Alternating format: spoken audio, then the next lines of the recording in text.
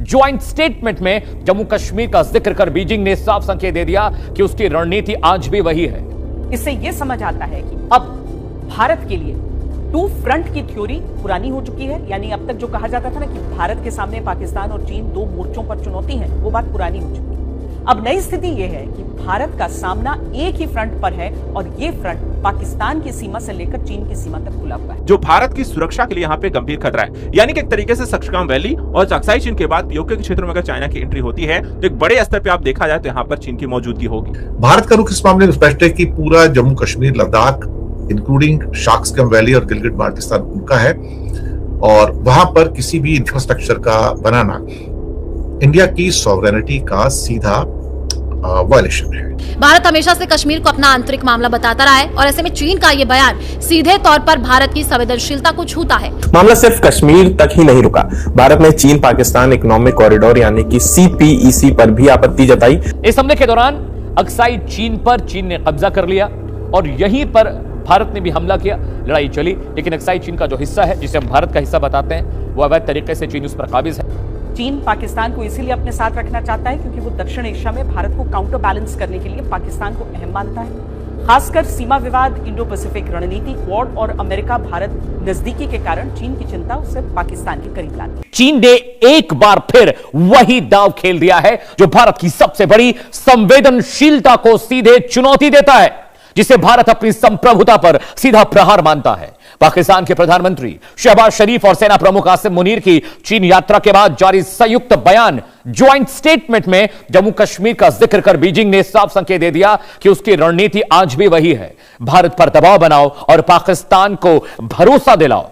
चीन अपनी फितरत नहीं भूला, पीठ में हमारे घूमते ही उसने छुरा घोपा है। पूरा मामला समझिए, चीन पाकिस्तान का ज्वाइंट स्टेटमेंट क्या है, मैं ग्राफिक के जरिए आपको लाइन ब लाइन समझाऊंगा कि किस तरह से चीन ने नई चाल चली है। जी हां, स्क्रीन पर देखिए, चीन ने कश्मीर को इतिहास से बचा हुआ लंबित मुद्दा बताया। समाधान यूएन चार्टर, सुरक्षा परिषद प्रस्तावों और द्विपक्षीय समझौते से हो, यह बात चीन कह रहा है। पाक ने जम्मू कश्मीर को विवादित क्षेत्र बताया, चीन का समर्थन वाला रुख। जी हां, क्षेत्रीय शांति और स्थिरता बनाए रखने के लिए संवाद जरूरी है, यह बात कह रहा है चीन। जम्मू कश्मीर पर क्या रुख है, यह मैं आपको बता रहा हूं। क्षेत्रीय स्थिति बदलने की बात वो कर रहा है।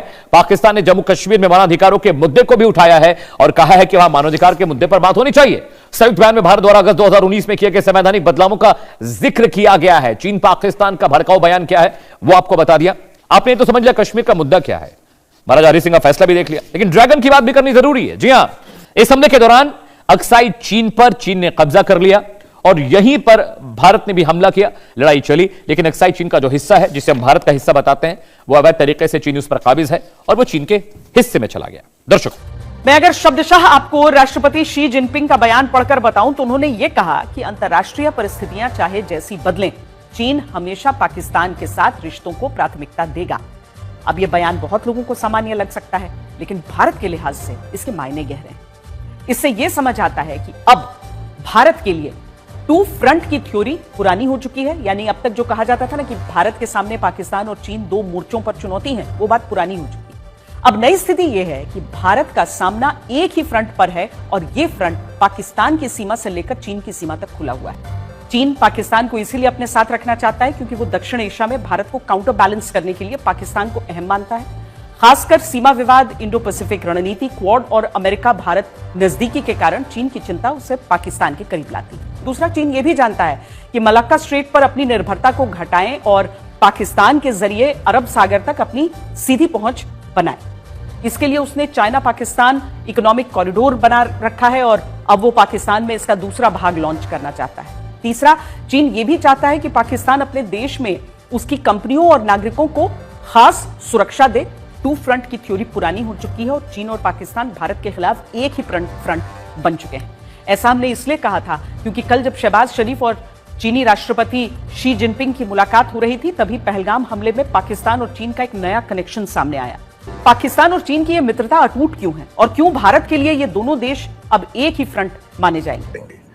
गवादर पोर्ट के डेवलपमेंट और ट्रांसमिशन लाइनों के एक्सपेंशन के साथ SEZ बनाकर चाइनीज फैक्ट्रीज को पाकिस्तान में फिलहाल ये एस्टेब्लिश करना चाहते हैं। जी हाँ, चाइनीज फैक्ट्रीज को, यानी कि चाइना +1 का एक मेन फायदा जो कि मैं काफी बात करता रहता हूं उसके बारे में, इनको होने जा रहा है।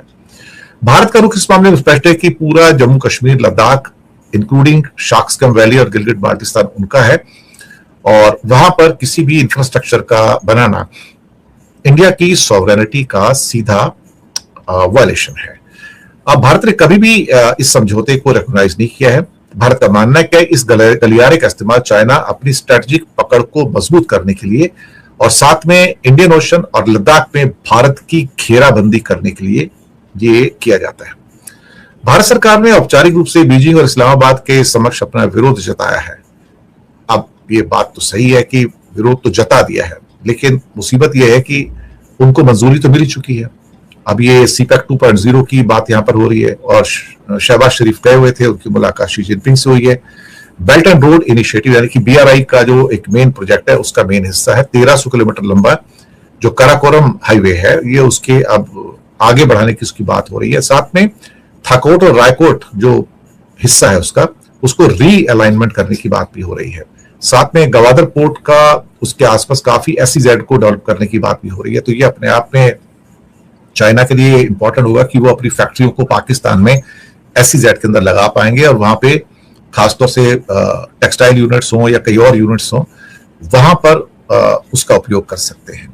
1963 की बात है जब POK, जी हां, जो कि पाकिस्तान का हिस्सा है, उसने शाक्सगम वैली को देखा जाए तो 1963 में चाइना को गिफ्ट दे दिया था। ये 5000 स्क्वायर किलोमीटर का ये एरिया है वहां पर, तो ये उनको पूरा का पूरा दे दिया था।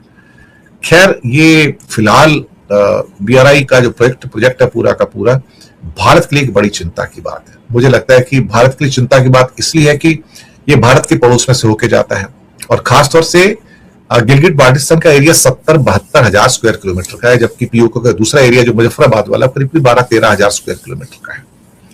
अब ये 72,000 किलोमीटर का एरिया जो है, इसके अंदर 2 मेजर सिटीज हैं, और भी होंगे उसमें, लेकिन स्कर्दू और गिलगिट हैं।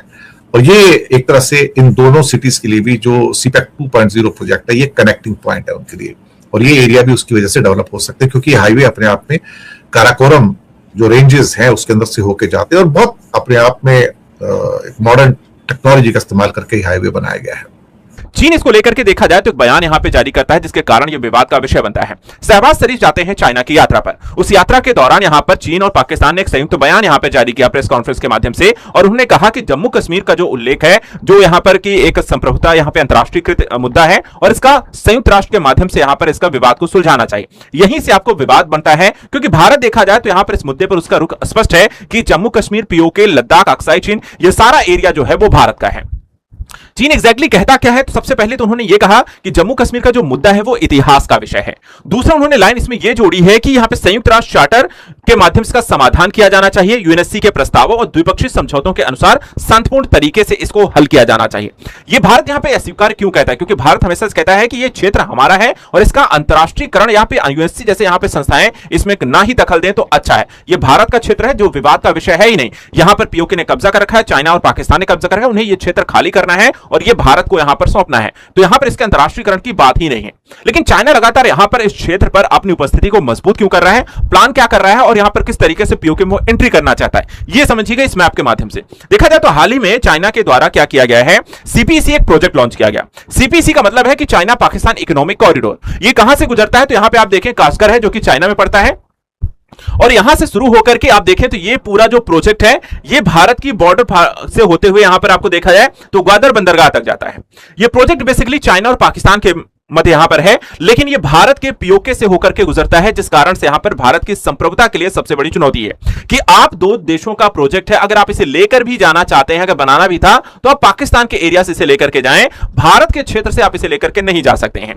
भारत इस चीज को अस्वीकार करता है और इसी कारण से यहां पर विरोध लगातार बढ़ा है और यह भारत CPEC के प्रोजेक्ट को पूरी तरीके से यहां पर देखा जाए तो स्वीकार नहीं करता है, उसका विरोध करता है। तो ये देखिए, जैसे मैंने कहा, यह है सक्सम वैली, यह है आपका पूरा POK का रीजन, और यहां पर अगर आप देखें CPEC का प्रोजेक्ट अगर यहां से गुजरता है तो ये भारत के क्षेत्र पर यहां पे पहले जो पाकिस्तान का है, यहां की चाइना की एंट्री, उसकी सेना और अन्य तरीके की उपस्थिति हो सकती है जो भारत की सुरक्षा के लिए यहां पे गंभीर खतरा है। यानी कि एक तरीके से सक्सम वैली और अक्साई चीन के बाद POK के क्षेत्र में अगर चाइना की एंट्री होती है तो एक बड़े स्तर पर आप देखा जाए तो यहां पर चीन की मौजूदगी होगी। अचानक कश्मीर मुद्दा उठाना केवल एक कूटनीति बयान नहीं बल्कि एक बड़ा रणनीतिक संकेत भी माना जा रहा है।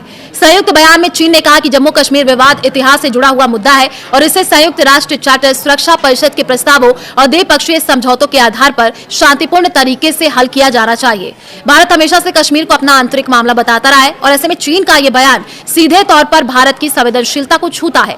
पाकिस्तान का साथ या भारत पर दबाव, ये सवाल है। देखिए, असल में चीन इस बयान के जरिए कई संदेश देना चाहता है। पहला संदेश पाकिस्तान के लिए है। चीन ये दिखाना चाहता है कि वो आज भी पाकिस्तान के सबसे भरोसेमंद रणनीतिक साझेदार के रूप में उसके साथ खड़ा है, क्योंकि चीन पाकिस्तान आर्थिक गलियारा CPEC और ग्वादर पोर्ट जैसी परियोजनाएं बीजिंग के लिए बेहद अहम है। इनमें से कई परियोजनाएं पाकिस्तान अधिकृत कश्मीर से होकर के गुजरती हैं। ऐसे में चीन नहीं चाहता कि कश्मीर पर पाकिस्तान का दावा कमजोर पड़े। दूसरा बड़ा कारण भारत को रणनीतिक दबाव में रखना है। पिछले कुछ महीनों में भारत ने अमेरिका, यूरोप, जापान और इंडो पैसिफिक देशों के साथ अपने रिश्ते मजबूत किए हैं। क्वाड जैसे मंचों में भारत की सक्रियता भी चीन को परेशान करती है और ऐसे में चीन समय समय पर कश्मीर का मुद्दा उठा करके संकेत देता है कि अगर भारत एशिया में चीन की रणनीति को चुनौती देगा तो बीजिंग भी भारत के सबसे संवेदनशीलता मुद्दों को अंतर्राष्ट्रीय मंचों पर उठाने से पीछे नहीं हटेगा। चीन दौरे के बाद जारी बयान में कहा गया कि पाकिस्तान के प्रधानमंत्री शहबाज शरीफ ने चीन को जम्मू कश्मीर के हालात के बारे में बताया। इसके बाद चीन ने कहा कि कश्मीर का मुद्दा बहुत पुराना है और इसे शांति से बातचीत के जरिए सुलझाया जाना चाहिए। चीन ने कहा कि इस मामले में UN के नियमों और भारत पाकिस्तान के बीच हुए समझौतों का पालन होना चाहिए। पाकिस्तान और चीन का यह बयान 26 मई को आया। असल में पाकिस्तान के प्रधानमंत्री शहबाज शरीफ 23 से 26 मई तक चीन के दौरे पर थे।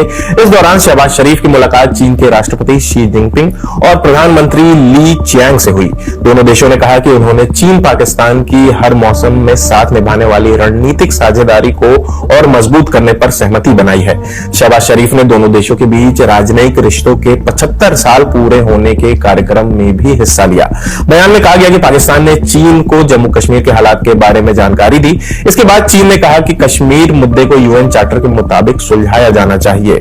इसके अलावा चीन और पाकिस्तान ने सीमा पर जल संसाधन सहयोग यानी कि transboundary water resources cooperation पर भी साथ काम करने की चाहत जताई। हालांकि इस पर पूरा ब्यौरा नहीं दिया गया क्योंकि चीन और पाकिस्तान के बीच बहने वाली कई नदियां भारतीय इलाके से होकर गुजरती हैं। चीन और पाकिस्तान के जॉइंट स्टेटमेंट पर भारतीय विदेश मंत्रालय के प्रवक्ता रणधीर जायसवाल का भी बयान आया।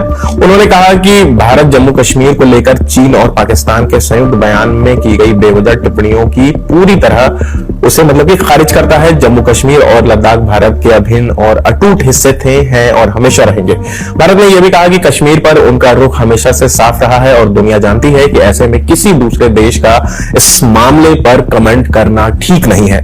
मामला सिर्फ कश्मीर तक ही नहीं रुका।